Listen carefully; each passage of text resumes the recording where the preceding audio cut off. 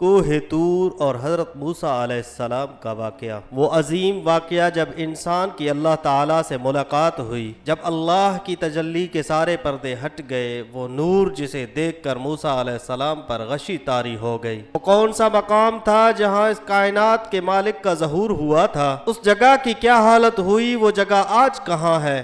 جب حضرت موسیٰ علیہ السلام کو مصر سے جلا وطن کیا گیا تو آپ مدینہ پہنچے، جہاں آپ نے حضرت شعیب علیہ السلام کی بیٹی صفورہ سے نکاح کر لیا اور وہی بس گئے۔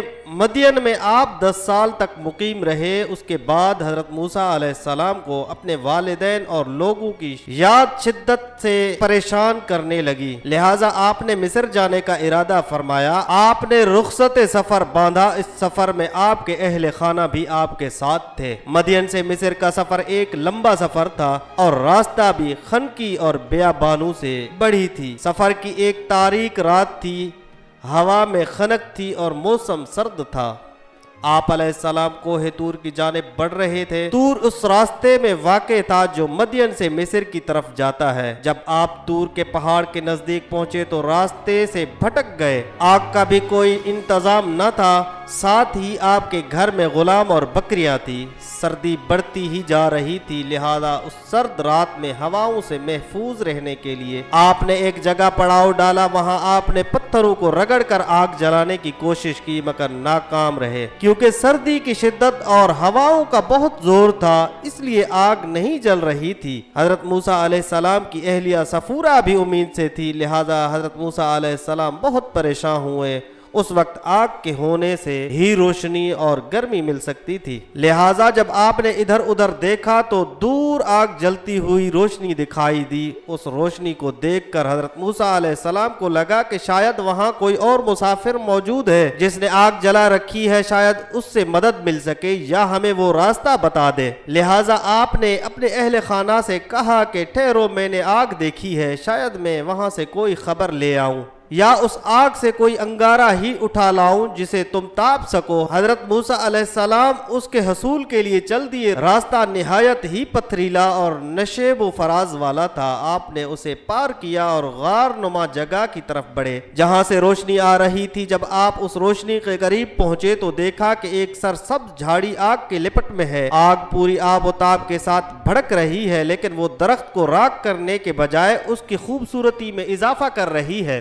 ایسا لگتا ہے کہ درخت روشنی سے جگمگا اٹھی ہے۔ آگ کے شعلے بھڑک رہے تھے مگر درخت کی کوئی شاخ بھی نہیں جل رہی تھی اور نہ کوئی پتا، کوئی دھواں ابھر رہا تھا اور نہ تپش۔ یہ منظر نہایت عجیب و غریب اور آنکھوں کو متاثر کر دینے والا تھا۔ موسیٰ علیہ السلام حیرانی کی حالت اس درخت کے طرف دیکھتے جا رہے تھے۔ وہ درخت آگ سے مغرب کی سمت میں تھا۔ اچانک ایک آواز آئی، اے موسیٰ، میں ہی تیرا رب ہوں، جوتیاں اتار دے، تو وادی مقدس طوا میں ہے اور میں نے تجھے چن لیا ہے۔ میں وہی اللہ ہوں، میرے سوا کوئی خدا نہیں، پس تو میری بندگی کر اور میری یاد کے لیے نماز قائم کر۔ اللہ تعالیٰ نے خود حضرت موسیٰ علیہ السلام سے کیا اور اپنے بندے کو حکم دیا کہ یہ جگہ پاک اور مقدس ہے اور آپ کو اللہ نے نبی چن لیا ہے تاکہ آپ مصر کی طرف جائیں اور فرعون کو اللہ سے ڈرائیں۔ نیز اب سے موسیٰ علیہ السلام کی حفاظت خود اللہ رب العزت کے ذمے ہوگی۔ پھر اللہ تعالیٰ نے حضرت موسیٰ علیہ السلام سے فرمایا، اے موسیٰ، تیرے ہاتھ میں کیا ہے؟ حضرت موسیٰ علیہ السلام نے جو اس واقعے پر حیران و پریشان تھے فوراً بولے، یہ میری لاٹھی ہے، اس پر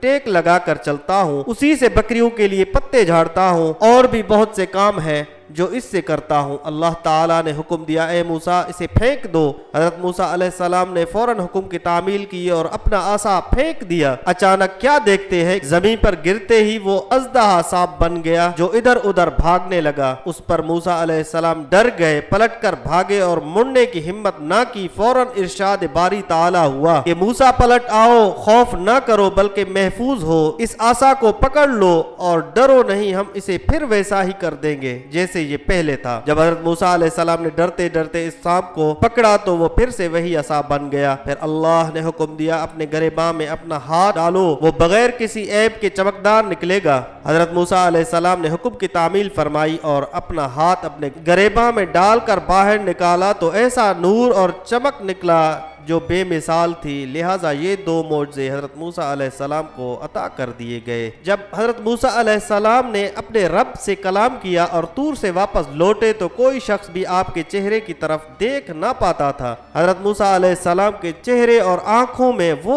حسن اور نور آ گیا تھا کہ اس تجلی کو دیکھنے کے بعد آپ کی طرف دیکھنے والا آپ کے حسن کی تاب نہ لا پاتا تھا۔ اگر حضرت موسیٰ علیہ السلام کسی کی آنکھوں میں آنکھیں ملاتے تو اس شخص پر ہیبت طاری ہو جاتی تھی۔ کوہ طور سے واپسی آنے کے بعد آپ مصر کی طرف روانہ ہوئے۔ حضرت موسیٰ علیہ السلام کو اس کائنات کے رب سے کلام کرنے کی سعادت پر کلیم اللہ کہا جاتا ہے۔